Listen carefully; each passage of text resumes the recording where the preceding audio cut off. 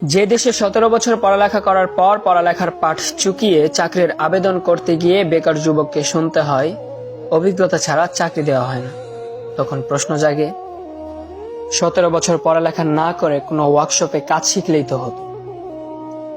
যে দেশে পাশ করার 4 বছরের মধ্যে বিয়ে করতে গেলে পাত্রীর মা প্রতিষ্ঠিত পাত্রের দোহাই দিয়ে বিদায় করে দেয়, তখনও প্রশ্ন আসে 17 বছর পড়ালেখা না করে ব্যবসার চিন্তা করলেই তো হতো, কারি কারি টাকা থাকতো।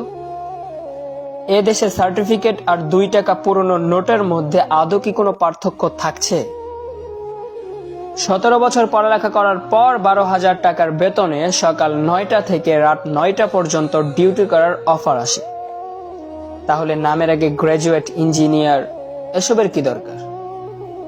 সিএনজি চালিয়েও তো 15,000-এর চেয়ে বেশি ইনকাম করা যায়।